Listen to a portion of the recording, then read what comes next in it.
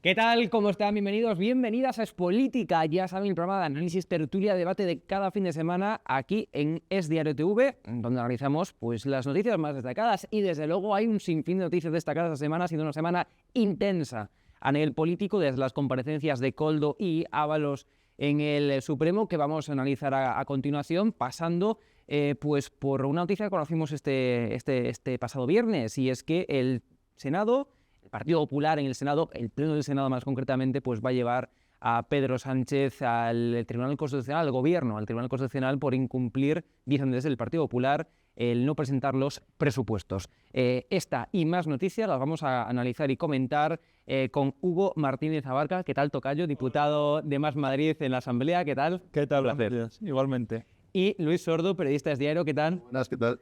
Pues como decimos, mucha actualidad y la primera, pues evidentemente son esas comparecencias de Koldo y de Ábalos en el Tribunal Supremo. Finalmente ambos quedaron, porque había esa posibilidad, incluso ese rumor, ¿no?, que se venía diciendo de que iban a acabar en prisión provisional, al igual que lo está en estos momentos todavía Santos Cerdán. No acabaron en prisión provisional, están en libertad, pero se han acogido su derecho a no declarar en el Supremo. Es desde luego una de las noticias de la semana, contextualizado en ese caso Koldo.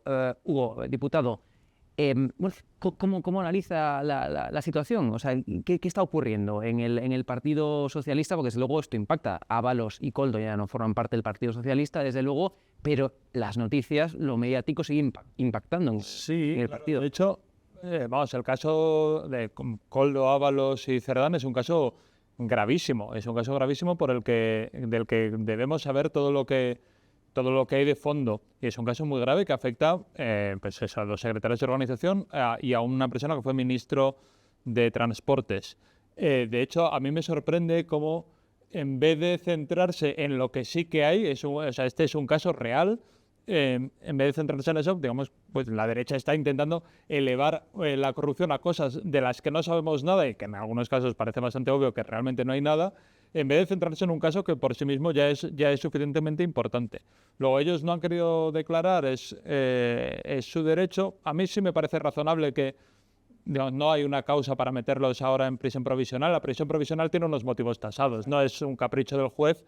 Y vamos, si hubiera, pues son... La Fiscalía además pidió tampoco que no ingresara en prisión, con lo cual cuando lo pide la Fiscalía... Pero además tenéis sentido, porque riesgos... o sea, si hubiera riesgo de destrucción de pruebas ya las habrían destruido.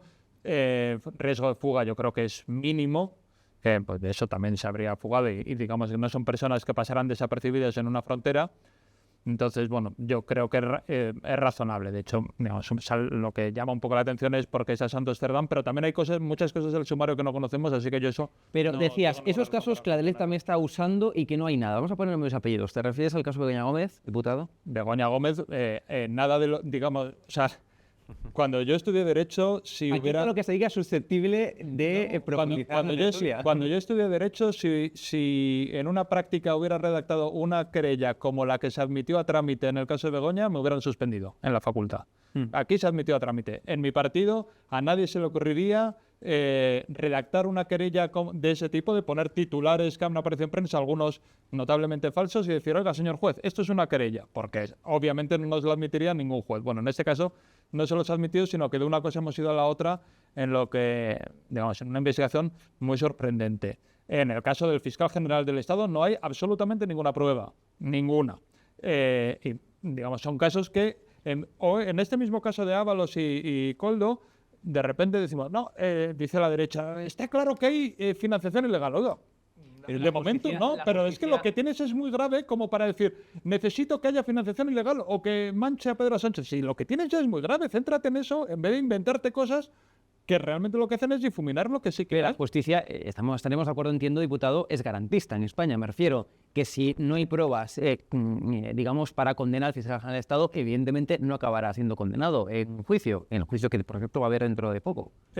Bueno, la justicia es garantista, como decía... como decía George Más Madrid, que funciona bien el Estado de Derecho. ¿Creéis en Más Madrid que funciona mal el Estado de Derecho? Pregunto. Es como si tú dices... Hugo Martínez Abarca es un pésimo diputado. ¡Ay, estás atacando el parlamentarismo! No, oye, no, hay diputados mejores y diputados peores. Y uno puede ser muy crítico con una instrucción o incluso con una sentencia y no pasa nada. Eso forma parte, digamos, los jueces son seres humanos y uno los puede criticar, no son seres sagrados tocados por una varita mágica que siempre aciertan. No, a veces se equivocan.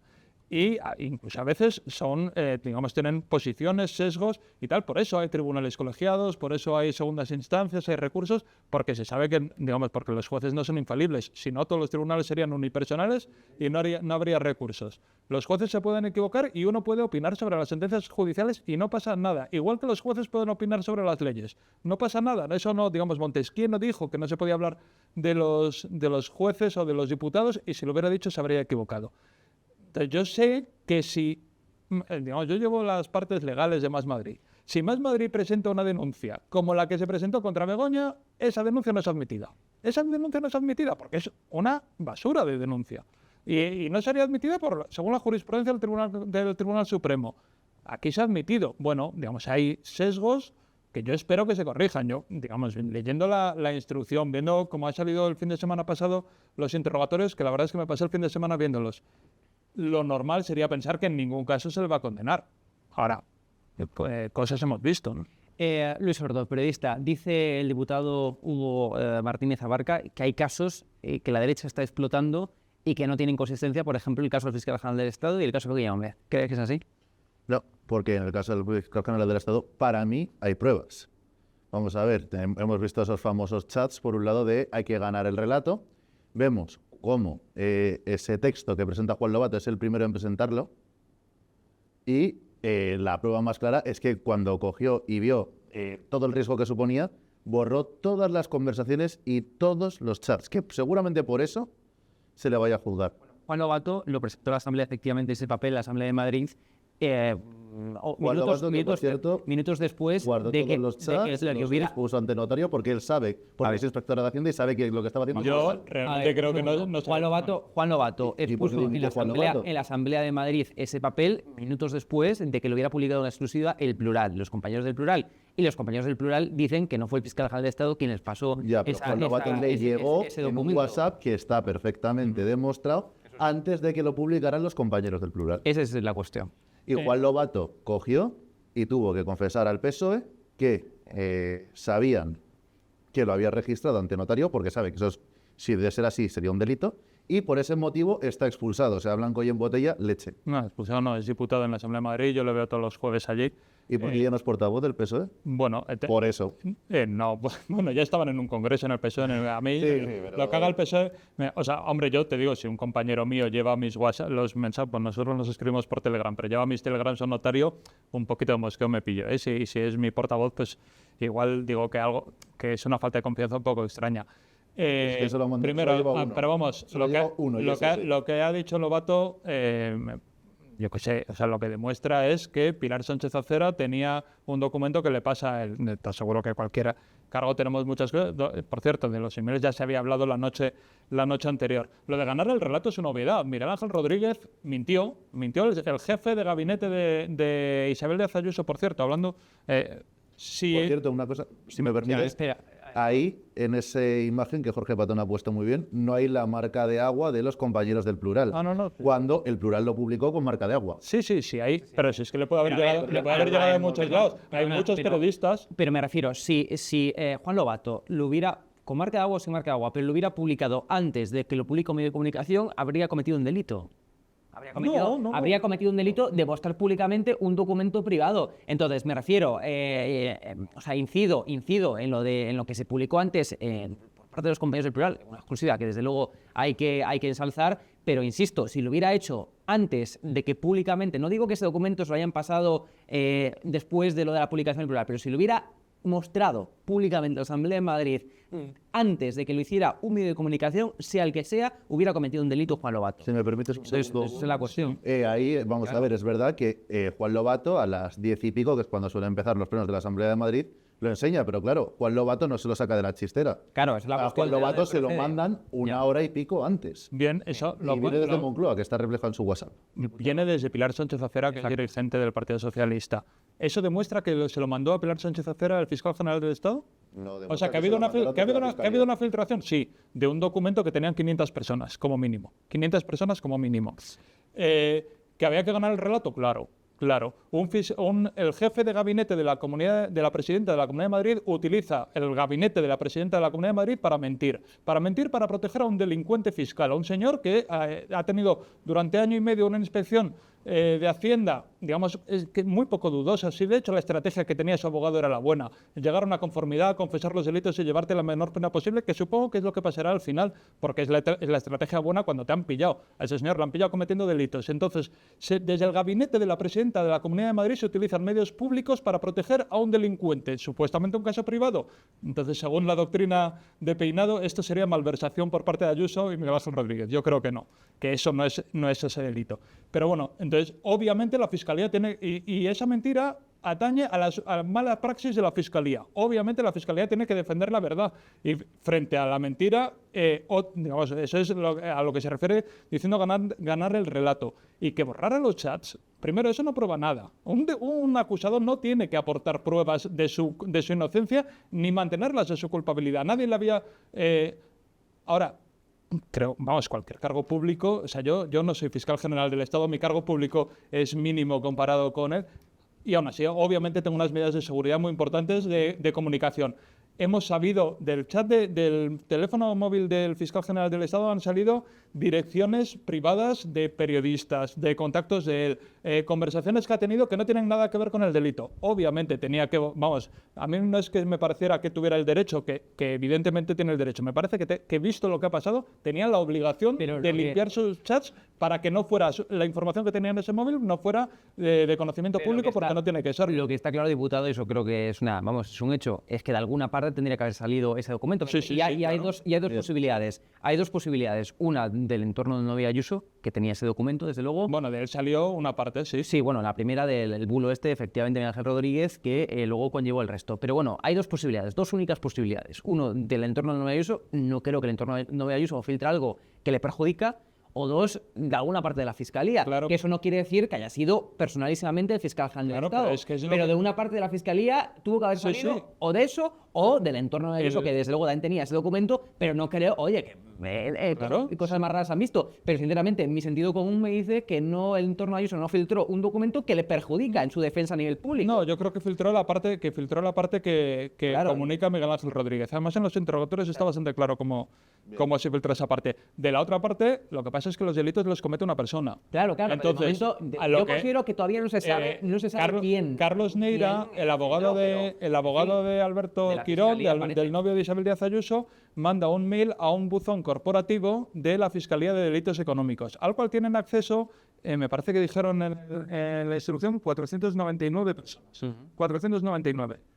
Por ejemplo, la fiscal superior de la Comunidad de Madrid tiene ese mail a la vez que el fiscal general del Estado, Almudena Lastra. ¿Cuál es la razón por la que se imputa al fiscal general del Estado y no a Almudena Lastra? La única diferencia que hay es que se sabe que Almudena Lastra se posiciona políticamente o personalmente más cerca de Ayuso y que el fiscal está en contra. No, está ahí el chat de WhatsApp de hay que ganar el relato, que es casualmente el día anterior de la imagen que hemos visto antes de Juan Lobato. Y entonces se le pide el móvil, casualmente no tiene ni un solo WhatsApp, ni uno solo, no es que con unos o con otros. Y que se está descubriendo información de los chats del fiscal general del Estado por la otra parte, es decir, por chats que tuvo con otras personas. Claro. Entonces, ahí cuando se dan cuenta que dice esas palabras de tenemos que ganar el relato y otros discursos, pues dice, hay que investigar a esta persona porque esta persona sale del fútbol, manda un correo rápido, borra también todos sus correos electrónicos, borra absolutamente todo, y ahí es cuando dicen, hay que investigarlo. Si el fiscal hubiera colaborado con la justicia y hubiera entregado todos los WhatsApp, si no los hubiera borrado la tarde de antes, ahora mismo no estaríamos hablando de esto. No, estaríamos hablando de todo el material que tenía en el móvil del fiscal general del Estado, que sería público hoy, y una cosa que yo creo que toda persona que defiende el Estado de Derecho defiende que no pasa así. Que el fiscal general del Estado intentó ganar el relato, es cierto. De hecho, déjame hablar. De hecho, al día siguiente, y eso es lo que él argumenta, y es evidente que pasó, emitió una nota pública de desmentido con una serie de datos. Que esa nota fue que sí que emitió el fiscal, bueno, está firmada por la Fiscalía Provincial, pero da igual, de la que sí que se responsabiliza el fiscal jefe del fiscal general del Estado. Esa nota fue la razón por la que se querelló el Colegio de Abogados de Madrid y Alberto González Amador. Porque eso es lo que sí que sabemos que hizo él. Cuando el Tribunal Supremo dice que esa nota no es delito, que está evidentemente ganando el relato, contando la verdad frente a la mentira que difundía el gobierno de Isabel Díaz Ayuso para proteger a un delincuente, entonces cambian la acusación y dicen, bueno, pues el mail, porque evidentemente filtrar ese mail sí que es irregular, pero ese mail habría que demostrar quién lo filtró. Eso no estaba en la primera acusación. En la primera acusación estaba una nota. Cuando ven que esa nota no es delito, dicen, bueno, pues vamos a ver si lo pillamos por esto. Pero, claro, para elaborar esa nota había que tener los mails, esa nota era para ganar el relato, por eso pide toda la información y se saca a primera hora de la mañana, aunque lo retrasó un poquito Almudena Lastra. Digamos, el relato es perfectamente coherente y es perfectamente razonable y es perfectamente legal. Ahora, que como hay una necesidad de cargarse al fiscal general del Estado, que para eso miente Miguel Ángel Rodríguez la noche del 13 de marzo, miente para atacar al fiscal general del Estado. Ha parado la negociación desde arriba. Eso era mentira y eso estaba señalando al fiscal general del Estado. Y a partir de ahí se inicia la operación de derribo del fiscal general del Estado, como de derribo de cualquier persona que ataque a Isabel Díaz Ayuso por sus irregularidades, sea el presidente del Partido Popular, sea el fiscal general del Estado, o si pueden irán a por Más Madrid por ser la acusación en el caso. Porque aquí el que toca a Isabel Díaz Ayuso se va a por él como si no hubiera mañana. Y lo siento, pero tenemos derecho, el Estado de Derecho tiene derecho a investigar los delitos que pueda cometer una persona, aunque sea familiar de Ayuso. Que sea familiar de Ayuso no te da inviolabilidad ni convierte en delincuente al que investigue esos delitos. Por supuesto, estoy totalmente de acuerdo. Vemos estos chats que ha puesto Jorge Patton ahí en la conversación. Estos chats son los que borra el fiscal general del Estado. Pero bueno, vamos a ver. Ya tenemos la nota, efectivamente, tenían una nota que se publicó. Es imperativo sacarlo. Efectivamente, es imperativo sacarlo. Es que ese es el delito. Bueno, es que ahí ¿es delito? No, perdona. El Tribunal Supremo ha dicho que sacar esa nota no es delito. Esa nota está publicada, está el fiscal general del Estado en las declaraciones antes de la instrucción dijo que él se hacía responsable de esa nota y el Tribunal Supremo ha dicho que eso no es delito. Por eso las acusaciones cambian de acusación y dicen que el delito ya no es la nota, sino los correos electrónicos. Pero estos chats no hablan de los correos electrónicos, hablan de la nota. Es imperativo sacar la nota. Ya tenemos la nota. Almudena no me coges la nota, nos van a ganar el relato si no sacamos la nota. Vale, pero de todas formas, evidentemente ha salido esa información de la Fiscalía, que eso sí que es un delito, porque lo de ganar el relato no se puede. Pero es un delito que habrá cometido alguien. Habrá cometido alguien, todo apunta al fiscal general del Estado. No apunta nada. No apunta nada al fiscal general del Estado. ¿Y por qué están a punto de sentar el banquillo de los acusados? No, se está sentado. Sí. Hombre, pues es evidente que es el que más pinta tiene. Bueno, si es por pinta, o sea, a lo mejor se vistió mal ese día y como tiene mala pinta, pues ya está a la cárcel.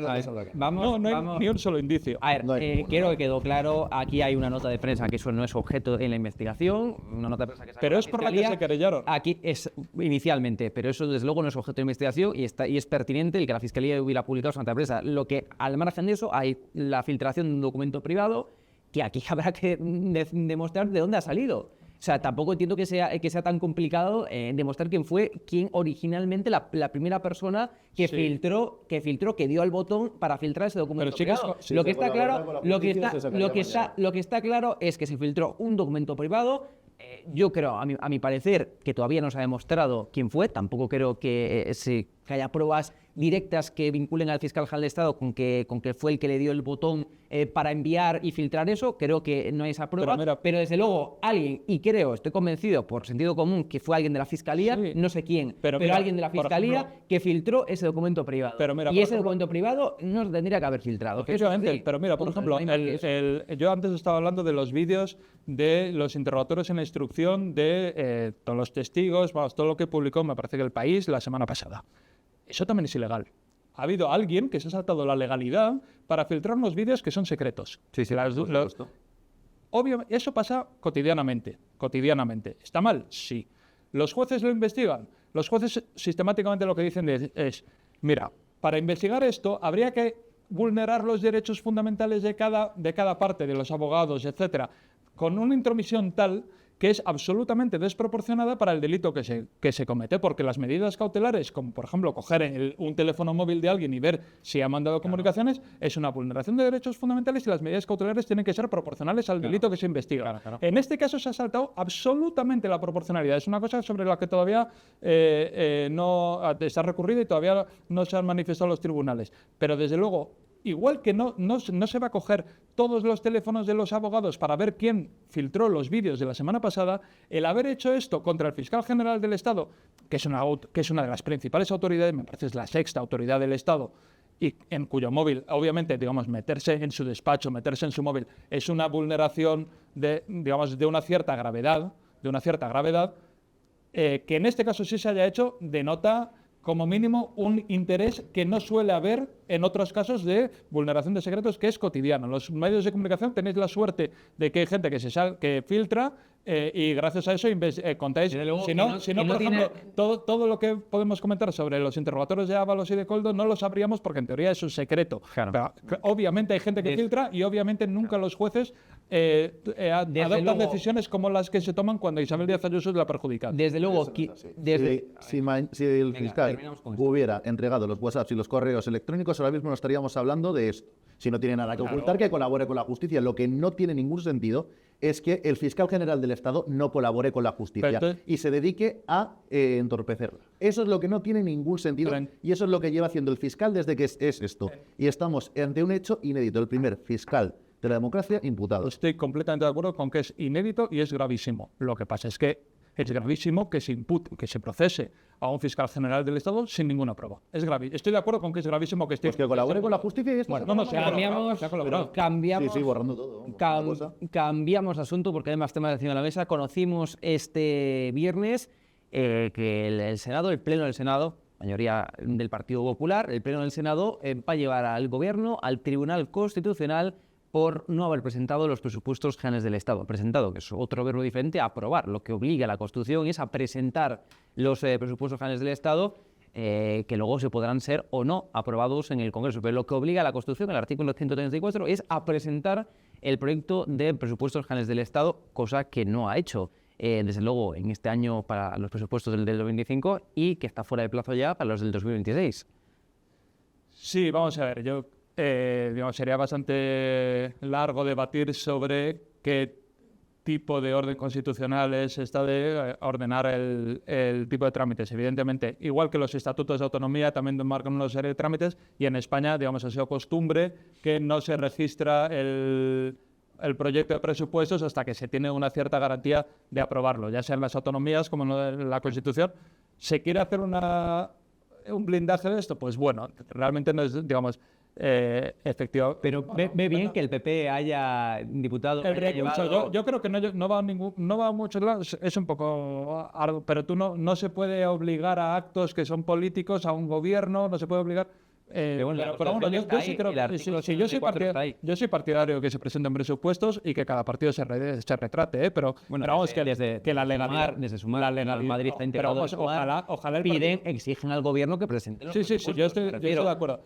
Ojalá el Partido Popular, que es que la semana pasada Isabel Díaz Ayuso ha dicho que no va a cumplir la ley del aborto. Ojalá el Partido Popular se centre en que sí, que hay que cumplir siempre la ley. Que Isabel Díaz Ayuso haga un registro de médicos objetores como manda la ley y que garantice el derecho al aborto en la Comunidad de Madrid, que se tiene que cumplir la ley, se tiene que cumplir siempre. A mí me parece más sustantivo el derecho de las mujeres que unos plazos que también ha incumplido muchos gobiernos autonómicos que están incumpliendo ahora. Pero el Partido Popular sí que es cierto que, en fin, el PP nacional, me refiero, que es quien marca la posición, está diciendo que hay que cumplir la ley en las comunidades autónomas, la ley en estos momentos de aborto, que es a plazos y que además exige la publicación de ese listado de médicos objetores. Otras comunidades del PP, como por ejemplo la de mi tierra, Galicia, Alfonso Rueda dice que es el Partido Popular también, que va a publicar esa ley, que va a cumplir la ley. Es una cuestión del PP, como es del PP de Madrid, efectivamente. Es el PP de Isabel Díaz Ayuso que está haciendo guiños a Vox en materia del aborto. A mí eso me parece mucho más importante porque es una vulneración de derechos de las mujeres que el hecho concreto, lo que pide el Partido Popular se sustanciaría con que el gobierno presenta un proyecto de presupuestos, lo registra en el Congreso y al día siguiente lo retire. Con esto habría cumplido ese artículo de la Constitución bueno, a mí eso no, digamos, no me parece una gravedad constitucional sustantiva. Políticamente yo defiendo que se presente un presupuesto, incluso que se lleve a pleno y que cada partido se retrate y vote a favor o en contra de ensanchar derechos sociales, etcétera, y que el gobierno presente su proyecto político. Pero me parece mucho menos grave eso, que se declare insumisa a la ley del aborto Isabel Díaz Ayuso. Me parece muchísimo menos grave. Ojalá el PP ahora le diga a Isabel Díaz Ayuso lo mismo que le dice Muchísimo menos grave el no presentar los presupuestos que Ayuso diga que incumplieron la ley como la del aborto. Sí. No, por supuesto, es muchísimo más grave no incumplir la ley de los presupuestos, que es la base de cualquier legislatura. Sin cuentas, ¿a dónde vamos? ¿Para qué se van a aplicar leyes? ¿Para qué se va a intentar gobernar si no tienes unas cuentas? Por cierto, unas cuentas prorrogadas de otro Congreso con otros partidos y vamos ya por el tercer año consecutivo y seguramente lleguemos al cuarto. Aquí la situación es que el gobierno intentó formar una coalición que no existe, una coalición Frankenstein, en la cual parece que nos acabamos de enterar ahora que Junts y el PNV son de derechas y como no se tienen, pues nos saltamos la ley y aquí no pasa nada. Por cierto, que Pedro Sánchez decía en 2015, eso sí, cuando era la oposición, que es que hay que pensar que Pedro Sánchez son dos, uno cuando estaba en la oposición y otro cuando gobierna, dijo, bueno, o presupuestos o eso le pasa a todos los políticos, ¿eh? O presupuestos o elecciones. Aquí, de verdad, es que Mariano Rajoy, si no tiene presupuestos, pues lo que tiene que hacer es convocar elecciones. Ahora los prorroga. Pues lo que se tiene que hacer es llevar ante el Constitucional al gobierno cuando se salte la Constitución. ¿Por qué? Porque si yo la lío con Hacienda, mañana me multan y tengo un problema. Pero si aquí esto se salta la ley, no pasa absolutamente nada. ¿De qué ejemplo están dando los que gobiernan si cuando se saltan la ley no pasa absolutamente nada? Bien, sí, estoy de acuerdo. Por eso digo que se cumpla la ley y que, por ejemplo, que Isabel Díaz Ayuso cumpla la ley, que no puede decir ella no va a cumplir la ley. Entonces, si estamos de acuerdo con que la ley es sagrada, vamos, que aquí se ha cesado Torra, se lo cesó un tribunal por incumplir una ley, una sentencia que le decía que quitara un lacito de un balcón. Entonces, el futuro de Isabel Díaz Ayuso en ese sentido será más peliagudo si sigue incumpliendo la ley. Yo sí estoy de acuerdo con que, vamos, no por una cuestión del calendario que marca la Constitución, que para mí, digamos, no es la parte más grave de la Constitución, la parte más dura de la Constitución, que hay cosas más importantes de la Constitución con un plazo concreto de registro de una ley. Pero vamos, que se registre, que se lleve a debate y que los partidos expliquen por qué están a favor o en contra, si el Partido Popular, por ejemplo, está a favor de actualizar el salario mínimo interprofesional, si está a favor de actualizar las pensiones, que se traten. Yo no estoy muy de acuerdo con que el problema en los presupuestos sea la derecha. Creo que es más problema, por ejemplo, Podemos. Pero vamos, que sí que... Vaya menú que acaba usted de abrir, diputado. Pero digamos, en la Constitución las cosas del Parlamento están bastante claras y cuánto dura una legislatura. Los presupuestos son una herramienta para gobernar. Ahora bien, hay unos presupuestos que se están prorrogando que están permitiendo un gobierno que económicamente está permitiendo que la economía española sea un ejemplo para el resto de las economías occidentales. Bueno, digamos, en materia económica no tenemos un gran problema. ¿Sería bueno actualizar los presupuestos, por ejemplo, para tener una renta garantizada para las familias que tienen hijos, que es una propuesta del Ministerio de Derechos Sociales? Desde luego, sería bueno. Sería bueno que se lleve, que se debate y que cada partido se retrate. Pero vamos, desde luego no es ojalá, vamos.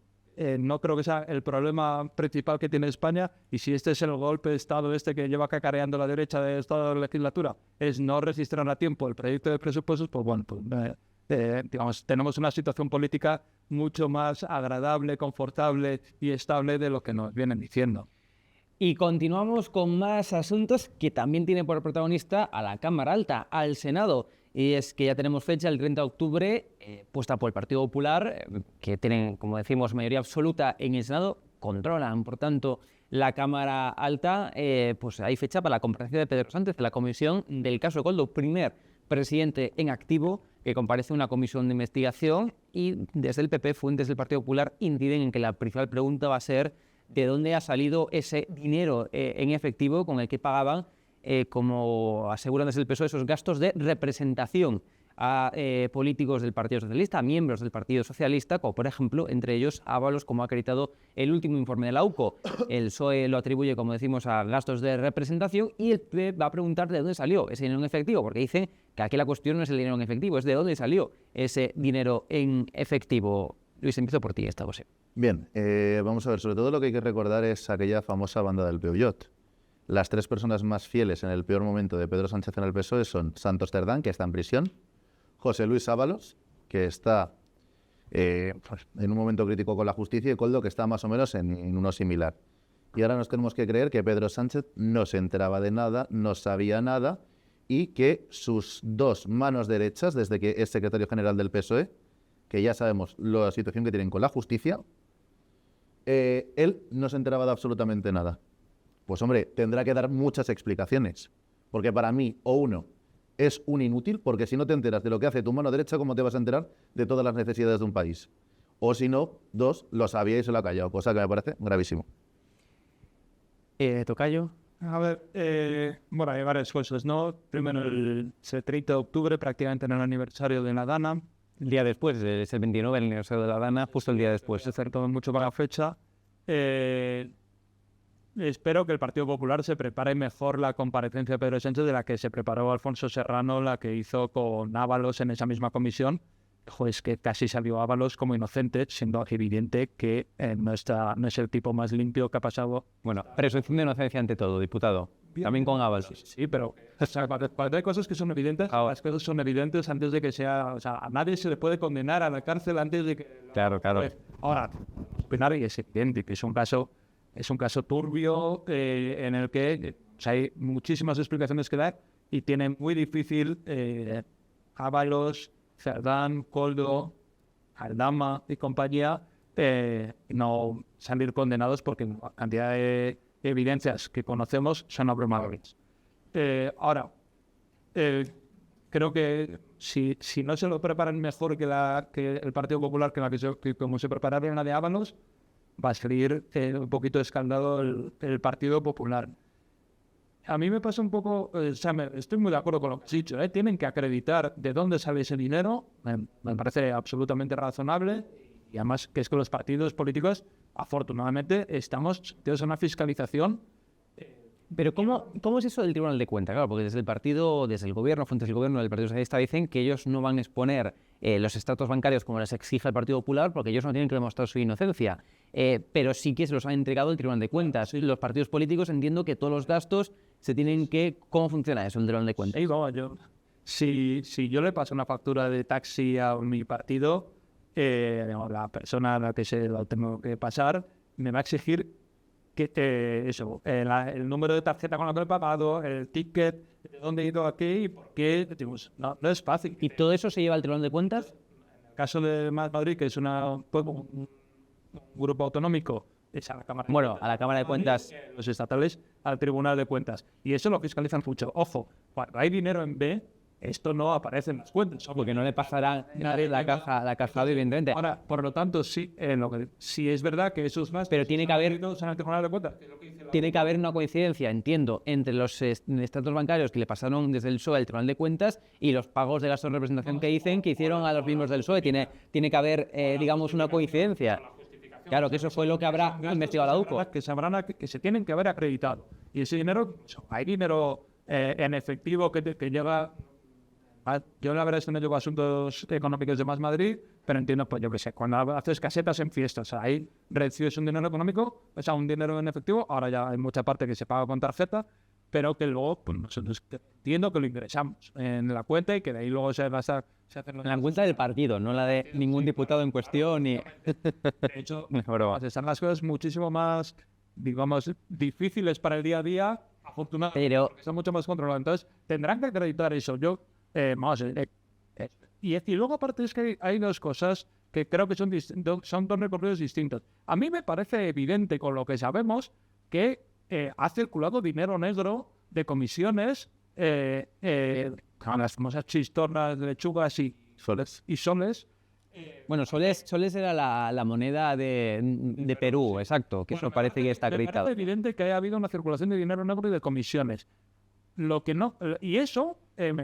creo que es una cosa a la que podemos llegar cualquiera que hayamos seguido un poco el caso. Pero aquí la cuestión es... Lo que pasa es que eso es pasa a si las es- personas con y Claro, a Cerdá. aquí la cuestión es si ese dinero en negro que parece evidente que circuló procedía del PSOE, entonces sería financiación ilegal, o no procedía del PSOE y procedía de comisiones que consiguió Koldo, Ábalos, etcétera. Es lo que está en... Y que esos Claro. sobres con céntimos, bueno, no, a mí me extraña que una comisión se pague con céntimos y poniendo en el sobre tal y que sea transparente y tal, me extraña, pero oye, yo qué sé, tampoco me hubiera... Se ve, usted Tampoco hubiera diputado, anticipado que un partido político, o sea, que Bárcenas anotara cómo repartían los sobres y tal, y lo hacía. se ve usted, diputado, que no tiene experiencia en esto de los sobres de cajas B. No, bueno, en nuestro partido desde luego no. Bueno, no. Veo que no tiene experiencia, que no sabe cómo Desde funciona. luego que no, pero vamos, que creo que hay, digamos, unas comisiones que parece muy evidente, aunque no se sabe todavía de qué obras vienen y tal, pero parece evidente que circuló dinero negro.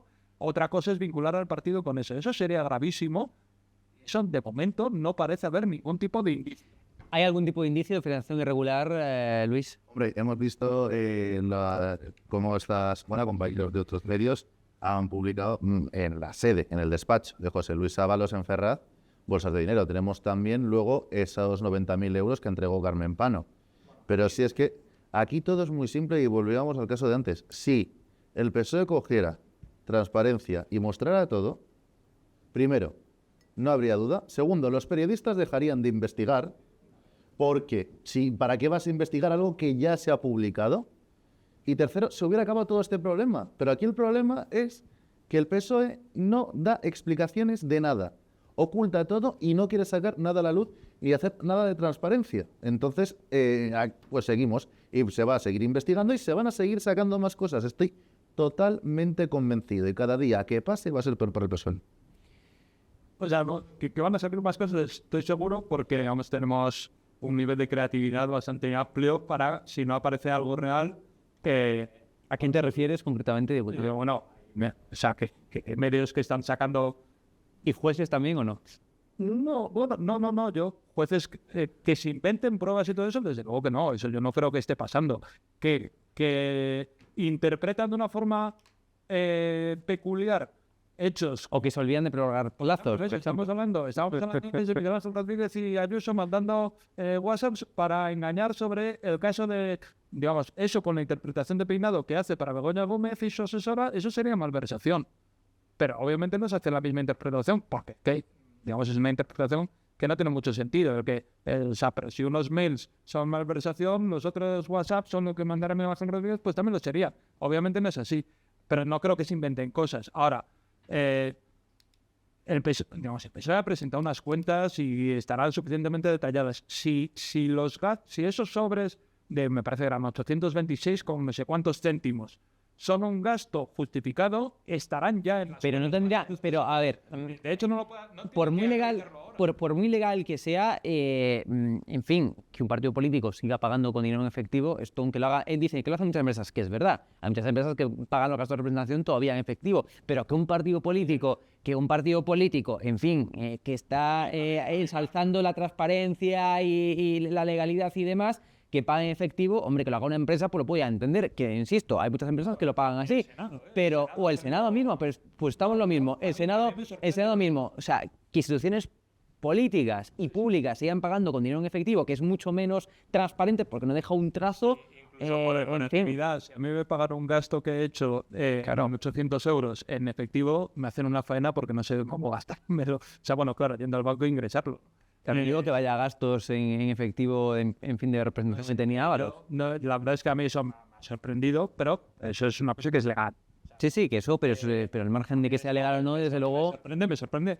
es mucho. Yo he oído lo del Senado o algunos ministerios, por visto para gastos en el extranjero, no lo sé. A mí eso me sorprende, oye, pues que lo expliquen.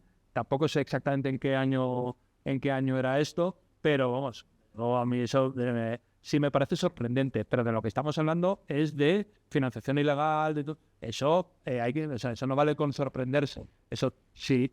Es que además, como son gastos con céntimos, es muy fácil comprobar si en las cuentas que ya presentó en su momento el Partido Socialista, que además ahora podrían inventarse un gasto, no, las que presentó antes de conocerse las fotos de estos sobres, están esos gastos, bueno, pues entonces, digamos, hay poco que decir más allá de que eso, que, usted porque lo hace en efectivo y no...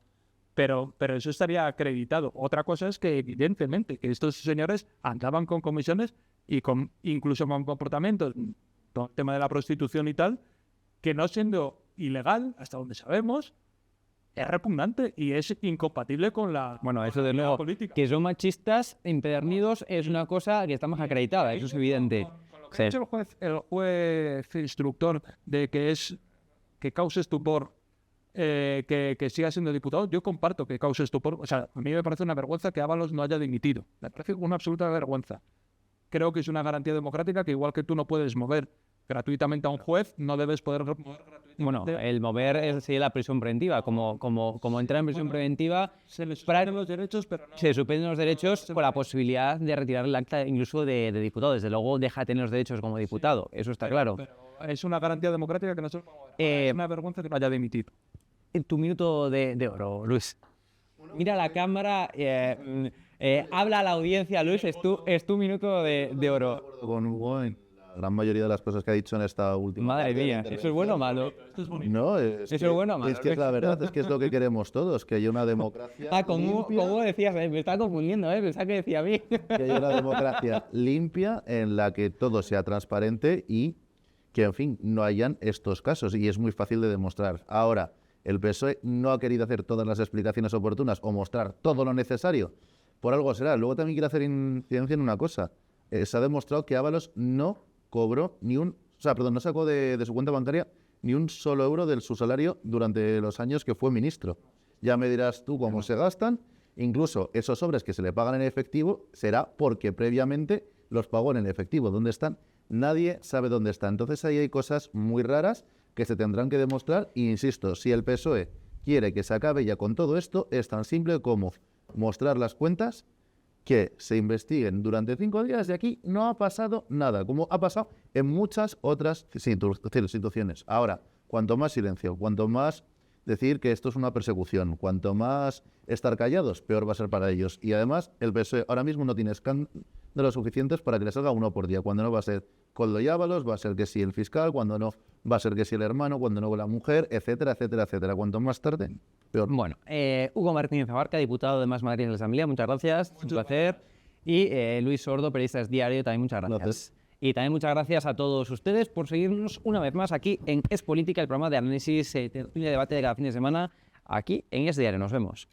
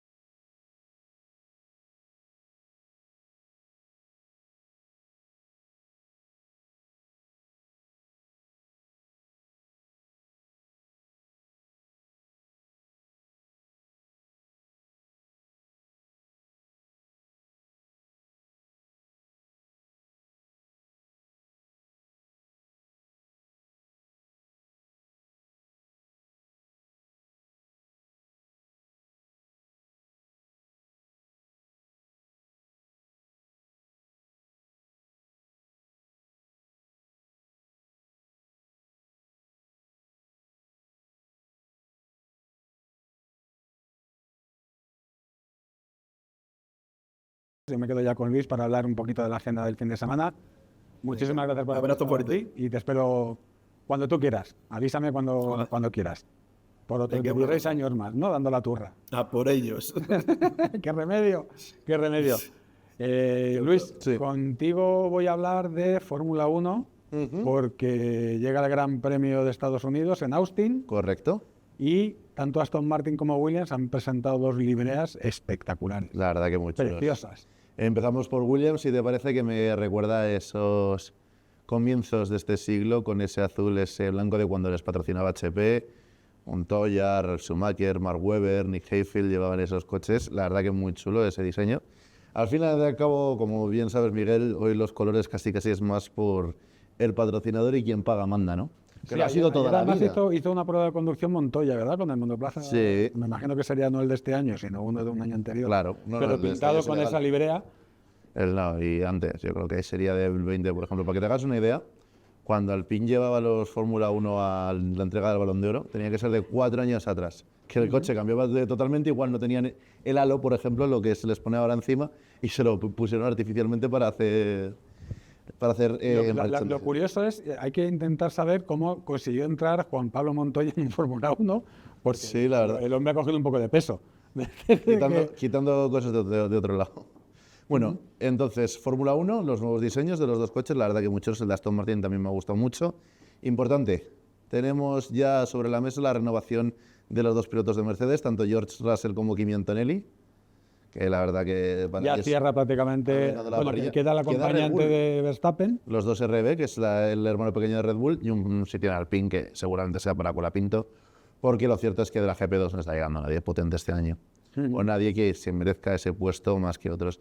Y en MotoGP, que estamos viendo ahí Jorge Patón poniéndonos imágenes del Gran Premio de Australia, bueno, a ver qué pasa. Está en juego, va a ser muy interesante ahora que ya no está Marc. No sé si estará para la última carrera, que es en Valencia dentro de un mes, yo creo que no. Pero están ahí Pecco Bagnaia y Alex Márquez luchando por el subcampeonato, y esa va a molar. A mí Australia es un circuito que me Me apasiona. encanta, es apasionante. ese Mola un montón. Más allá de las gaviotas atropelladas, ¿verdad? Total. Todos los años, pero es un circuito precioso, Entonces, ¿verdad? sí. Lo Y malo nada. son las horas, porque va a ser en la madrugada del sábado al domingo. Sí, no, lo La que- Fórmula 1, recordad que hay carrera de sprint. Es decir, tenemos carrera el sábado, que recordad que es a las 8, y la carrera larga... A las 10. ¿Es a las 10? ¿Es a las Sí, 10? y nos coincide con el Madrid. No, es a las 9, ¿no? El Madrid es a las 9, la Fórmula 1 es a las 10. A las Bueno. 10, eso es, efectivamente. No, nos jode la siesta, porque cuando se acaba la Fórmula 1, 5 horas más tarde empieza la MotoGP, o sea, de 12 a 5 de la mañana tienes que echarte una siesta por ahí. También tenemos, ya sabéis, vuelve la ACB. Hoy, esta noche, habrá jornada de Euroliga. El Madrid y el Barça juegan en ACB después de haber perdido sus últimos compromisos.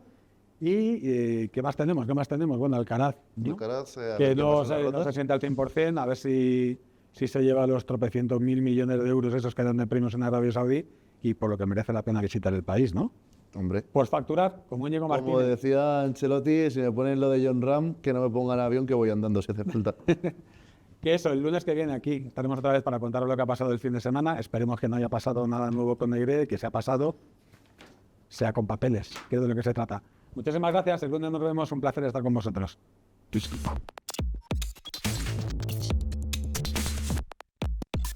Sporting.